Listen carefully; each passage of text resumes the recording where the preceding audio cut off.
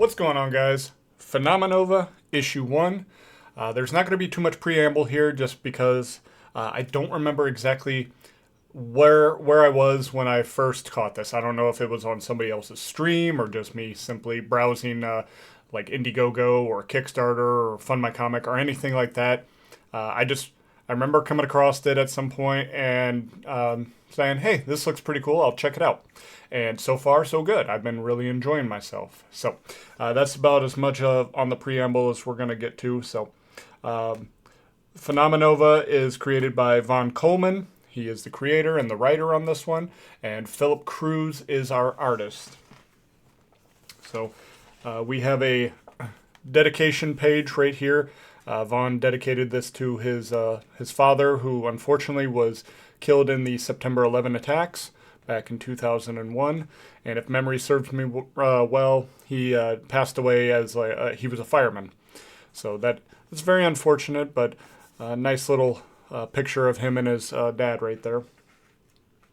So the story starts off, and we have Miles Hengsley, if I'm saying that correct, is a little kid, and his father James is explaining the story of how like superpowered beings came into this world, and one of them was named Dark Dragonfire, and he essentially started World War III, and that there was a group of other superpowered individuals.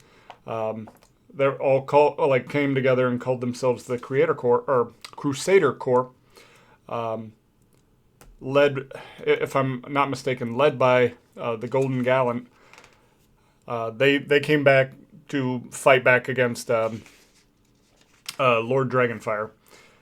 And then we see the Golden Gallant here going after Lord Dragonfire. Pretty nice two-page spread here. And this unfortunately, Golden Gallant sacrificed himself, but the war had ended, and we see everything starting to come back to normal. All the rubble has got all this vegetation growing around it now, and there was a memorial, and this is where we actually see James and Miles, and James is explaining why the Golden Gallant is like his hero for everything he sacrificed and things like that. And Miles is like, did you ever get to meet him? No, son, but I did get to see him once. And we go back to when James was a soldier fighting in the war, and he sees the Golden Gallant just kind of streaming across, and how it filled him and his fellow soldiers up with a lot of courage and things like that. And so they embrace in a hug because, son, who's very small, is like, why did he have to die? And James is just explaining sometimes good people have to die and things like that, and it's really unfortunate, but, it's important that we remember him. And so that's kind of some foreshadowing, because what we do get soon is a news break that unfortunately there was an attack on like a 10-year anniversary, and James was there, and he ended up dying. And so fast forward to 10 years later, after James's death, and we see Miles, obviously more grown up now. He's at the cemetery paying his respects with his younger brother Wesley. And now Wesley has no memories of his father. He was too young, but he's asking Miles questions and things like that. So nice little moment between an older brother and a younger brother. And then we cut over to Wesley and Miles, and Miles' best friend Freddie, and they're getting ready to go into a cave. And the reason for this is Freddie has a golden ring that his parents found in this vicinity, and they believe that it came from the Golden Gallant when he was making like his sacrificial stand against Lord Dragonfire, and they think it's a bit of his armor. So naturally, as kids do, they're going to go look for some more and just go exploring. They come across the cave, and they go wandering about. Wesley's a little afraid, but Miles has got his back. He's like, hey, don't worry. As my job as an older brother, I'm going to look after you. I was not as good of an older brother as Miles was. And I've been like, well, you're on your own, kid. But hey, Miles is a good older brother. So they continue exploring, but then suddenly the floor breaks out from under Miles, and he falls down into some water and notices a shining object while he's there. And of course, he goes over and pulls it out. We see it's like a glowing crystal. He's got it in his possession. He's feeling pretty good. And then he takes it to school and shows it off to all of his other friends. Now, I don't really remember catching the names of anybody else. I want to say that this kid here, his name is Barry. And, then we got Freddie. The other kids, I do not remember their names. But none of them outside of Freddie are really relevant at this point in time. They're just kind of passing around, taking a look, and he was asking, I believe, here, let me see. So this kid, I believe his name is Barry, and he was wanting this other kid and Barry over here to maybe take a look at it, since they seem to be kind of nerd types and might be able to analyze it. And they're like, well, we're more computer people, not so much rock and crystal people. So sorry, bud, can't help you there. But yeah, everything's looking good. But then this, I'm not sure if he's a bully or just an all-around asshole. His name's Clayton, and he shoves Miles. Miles stands up for himself and like, hey, watch it. And they start getting in each other's face. No fists are flying yet. Freddy's over here. He's trying to be the voice of reason, like, hey, that's just everybody calm out. But then Clayton smacks the crystal out of Miles' hand, and so then the fight starts. And then Freddy is able to intervene and says, hey, everybody just relax. The fight's over. Let's calm down. Miles, kind of pissed with Freddy, is like, dude, you're supposed to have my back. What's going on? He's like, I do have your back. Just chill. Miles gets his crystal back. Says some words to another guy about being friends with Clayton. Let's see. This kid, his name's Martin. So Miles throws him a little bit of shade as he goes over to the principal's office, where we see him leaving after he got suspended. And he goes out into a thunderstorm where Freddy's out there waiting on him. Miles gives him some more shit and like, hey, you were supposed to have my back. What's up with that? You're stopping all of it. And Freddy says, Miles, you won the fight. What's a few more punches going to prove? You made your point. You stood up for yourself. You got your victory. Just what are you all about? And then we go to the part where I have some issues with these next two panels, and I'll just read them. It says, this is Freddy speaking. He says, you think everyone is against you, but we're not. You think that you're all alone, but you're not. And maybe if you open up your eyes and stop being so stubborn, you'd see that. We love you, man. So my point is with this one is we're being told that he's kind of a loner. Everything that we've seen so far kind of is to the contrary of that, right? So when he first gets the crystal, he's showing it off. He's got a nice little group of friends here. And then beforehand, his younger brother, he's wanting to hang out with him, stuff like that. I mean, he doesn't seem like the lone wolf type. Also not seeing any dialogue bubbles that would suggest that, maybe even when he's amongst his friends, he's feeling lonely. I'm not getting that one. I would have maybe had it to where he feels like he's all alone, even with his friends. But his good friend over here, Freddy, can kind of read through all that, kind of read his body language and know something's up. So I would have tweaked that a little bit. So it's not so much the comic just simply telling us that. We're being shown that as well. We can see that. He's kind of a loner. But yeah, everything up to this point suggests otherwise. But the two reconcile their differences before Miles gets zapped. And, I mean, all Freddy can do is just look in horror as his friend gets smacked by lightning, and he fears the worst, obviously. Now, Freddy's no dummy. He calls an ambulance.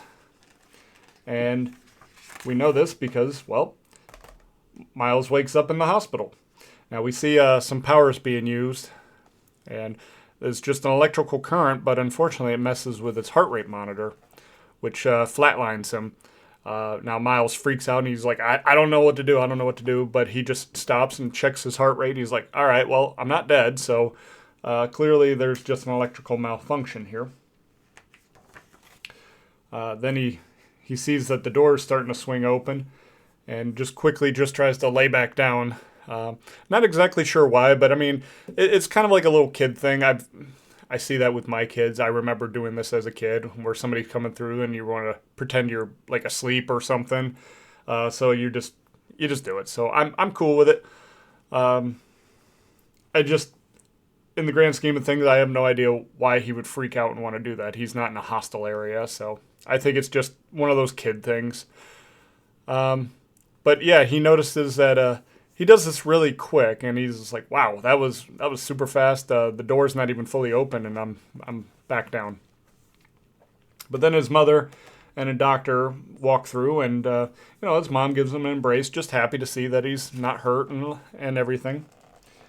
And it's like, what's going on? How are you feeling? That kind of stuff.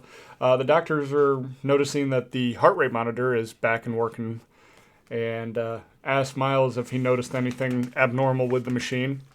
Now Miles is starting to wonder, okay, should I tell him about this? But do I even fully understand this? And so he kind of reflects on the events, and he gets struck by lightning and can only assume that the crystal got absorbed into his body somehow through that lightning strike. I'm not sure exactly how he's piecing that one together, because I mean, he got hit with lightning and he was out. So I think that he's just assuming that his body absorbed it since the crystal's no longer there and he seems to have powers. So I'm like, a little bit of a stretch there, but okay, fine. I'm kind of wondering what he would think if he were to like go back to that spot and the crystal's there. Would he still think that maybe he absorbed the crystal or what? I'm not entirely certain, but he's now trying to figure out, okay, so should this be something I tell my mom and the doctor? After all, it's a doctor. What harm could be of that? But ultimately, he's just worried about his mom worrying some more. So he's like, you know what? For now, I'll just let it be. And so he says nothing about the potential new powers, and then switches the subject and just wants to know, how's Freddy? And the doctor says, he's been with you by your side. He was the one that called the paramedics. And the only reason he's not here right now is because I sent him home because he looked like shit. And I needed him to go get some rest. So, everything looks to be on the okay side. So he gets discharged from the hospital and gets a big old hug from the rest of his family, his brother and sister, when he comes home. Later that evening, we see he's going to bed. His mom says goodnight. But he's like, you know what? I need to see if I can duplicate what happened there. So he kind of reflects on the feeling he had in the hospital. And it's like, all right, let's see if I can make the magic happen here. So gets a little spark, and then he focuses a little bit more. And then he's got it. And then he's like, okay, let's keep this going. Let's keep this going. And he does this for hours, right? We got about 10:30 to almost 5 o'clock in the morning. And then he finally goes to sleep around 5 and gets back up at 1 when his mom wakes him and is like, hey, I got some errands to run. If you need anything, just let me know. And he sees her leave. Immediately picks up the phone to Freddy and calls him up. And, he sounds awesome. And he's like, Freddy, you're not going to believe what happened. Is your mom home? Nope. Okay, I'll tell you what, I'm not going to tell you over the phone. I'll be right there. So Freddy hangs up, and before he knows it, there's a knock on his window, and it's Miles saying, I have superpowers. And he's like, how'd you get over here so fast? Like I just said, I have superpowers, bud. And so they're talking about all the stuff that happened, and then Miles just gives a demonstration, like, boom, lightning powers. And so Freddy's just like, okay, so what did the doctor say? I didn't tell him. Like, dude, why not? Why are you not telling these people this? And he's like, I don't know. So Freddy's trying to be the voice of reason. Like, dude, you should really tell somebody because you don't know what you got. You don't know what you're capable of. You might end up hurting somebody. And Miles is like, well, I'm not going to try and hurt anybody. He's like, yeah, you're not going to try, but you don't know what you're capable of. You don't have any kind of control. You could inadvertently hurt somebody. You gotta be easy. And so the argument kind of wins over Miles a little bit. He's at least going to think it over a little bit more. And he goes to like give Freddy a hug. Freddy's like, dude, no. not when I don't know what you're going to do. And he's like, okay, well, hey, how about we test out my powers and think of a name? Okay, fine. So they go out into the backyard, testing out some powers. We get like a little montage of stuff, them testing everything, blowing up some stuff on a table. Pretty excited about blowing some shit up. So they jump, high five, and Miles accidentally zaps Freddy. They later go to, I'm guessing the school field or something like that. It's not really clear as to what this is. It looks like bleachers over here being surrounded by a building. So I'm assuming that it's like a football field or something like that for their school. Freddy drops a ball, and before it gets very far, I mean, you see that there's a pretty good distance. But yeah, Miles picks it up and is like right behind him. So he's got some super speed, and that seems to be the power he's got the most control of. Because after all, he showed up over at Freddy's, no problems. He seems to be able to have full control over that one. This power where he's just shooting lightning bolts out of his hands, this one doesn't seem like the most control he's got. So he's still got to fix that. Then we get like a little montage of him coming up with names over here. We got symbols that he's going to wear for his superhero persona. And Freddy's giving him like the yay or nay, like the thumbs up and down, as to whether or not he likes everything. Or just the straight up face palm here. He's like, you look ridiculous, dude. Before they settle on this, where he's got like a bike helmet, a little mask on, a very simple thing. Jacket with the lightning bolt design on it.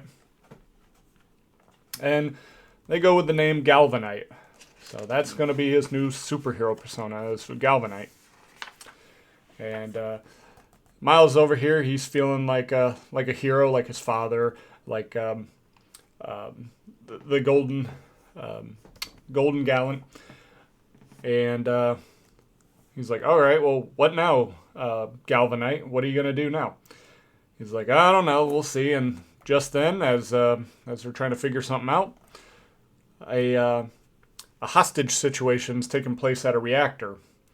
And so Miles is like, all right, let's do this. And Freddy, once again, being the voice of reason, he's like, dude, you just like got this shit yesterday. I don't think you ought to be doing anything like that. Perhaps you should leave it to, the local PD and other heroes. And Miles is like, I am a hero. Don't you worry. I got this. And zips off.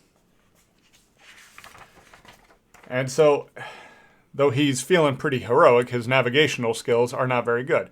So here's the reactor, and he is all over town trying to figure stuff out. So he's just over here. He's tripping up over here. He's taking pictures with other people. He's a very uncoordinated and distracted kid before he finally makes his way to reactor. And I do believe that this is a little bit of an homage to Final Fantasy VII. Now, there is a more deliberate one on some of the covers for this, where it definitely looks more like the Final Fantasy VII cover. But I still believe that this is more of an homage, because I know Vaughn is a big fan of Final Fantasy VII, so I do believe that that's what we're going with here. Miles talks to the local police over here, and they just write him off as some kid playing dress up and don't take him seriously and tell him just to go home. Miles is not amused by this, so he says, you know what, fuck it, and just zips on by him and catches everybody's attention then. And he's like, oh, shit. And speaking of everybody's attention, there's a cameraman, or a guy watching the cameras, rather, and he makes note of Miles's entrance into the reactor and lets his boss know of the situation. Now, Miles gets beyond the gate a little conveniently. He just kind of electrifies the code, which then opens the door. I kind of feel like maybe if you're zapping a electric pad, that instead of raising up the door, it would just remain motionless, and he got nowhere. He just fried the circuit board, and that's about it.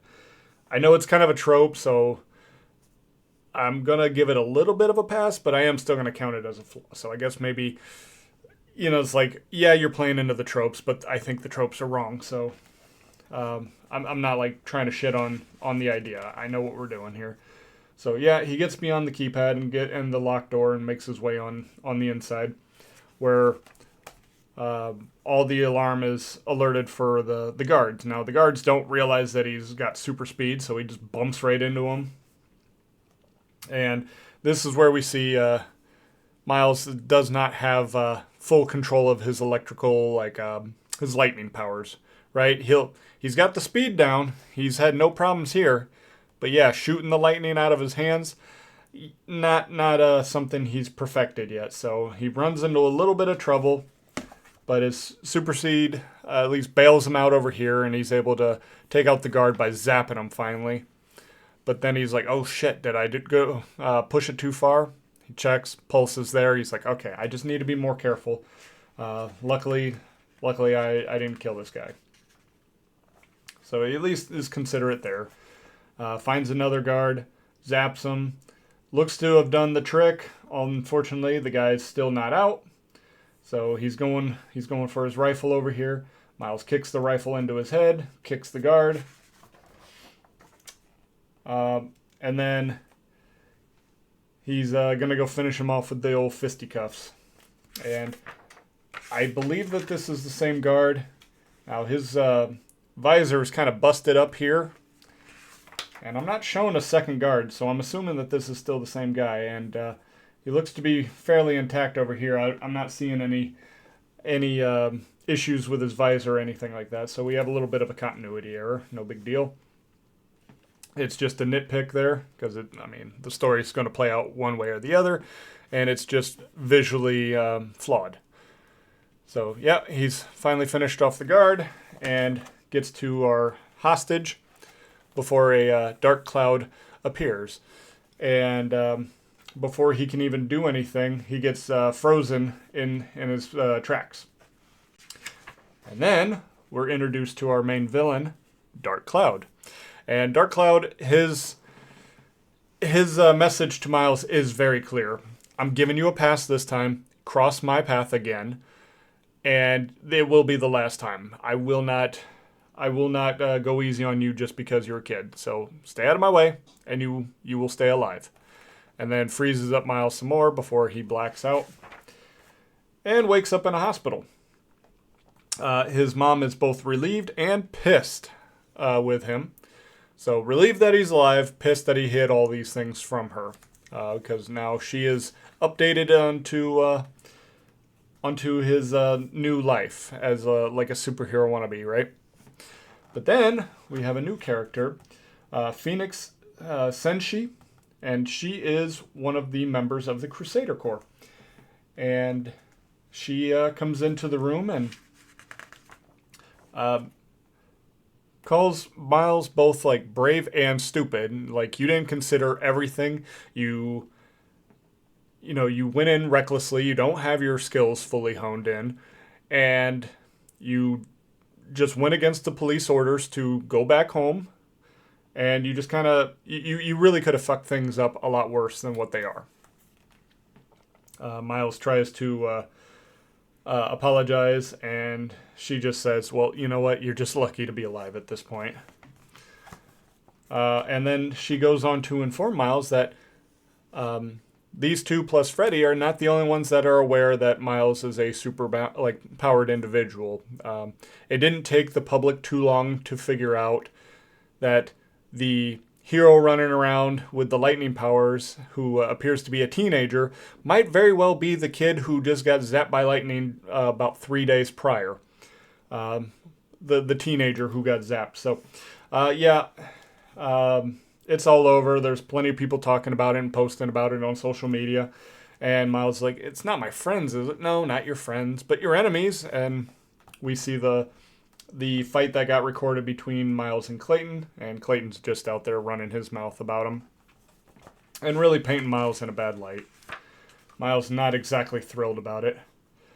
But then Senshi says, hey, I was about your age when I got involved in the Crusader Corps, and there's a big difference between you and I when I got involved. Unlike you, I had, practiced and honed my skills, meditated, had focus before I went out and did this, and I made up my mind long before.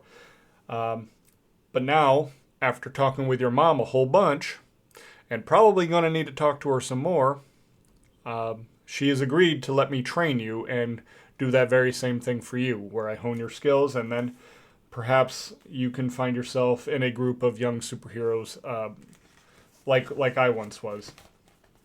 And what do you say to that? And of course, you can see by his expression, he's liking this, at least at first. My guess is from issue 2, he ain't going to be liking it too much from the cover we have here.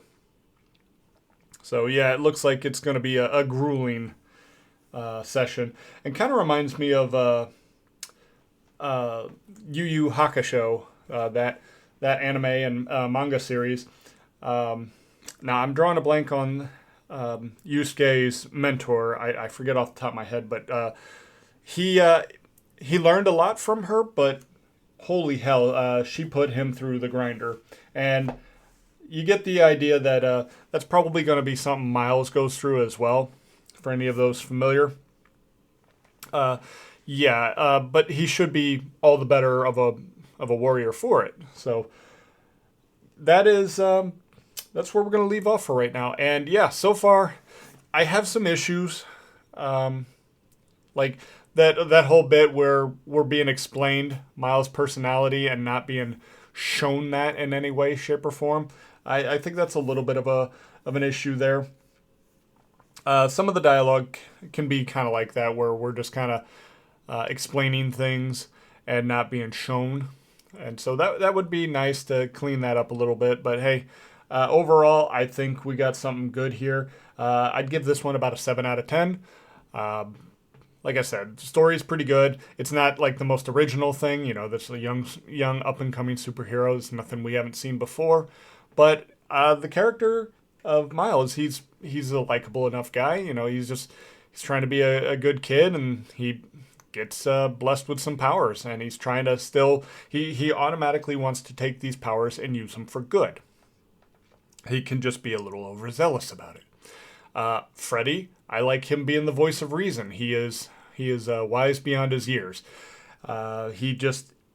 He's trying to always be in Miles' ear, like, hey, dude, maybe this ain't the way to go. He's just trying to be the adult between the two, and I appreciate that. Not too much to say about anybody else.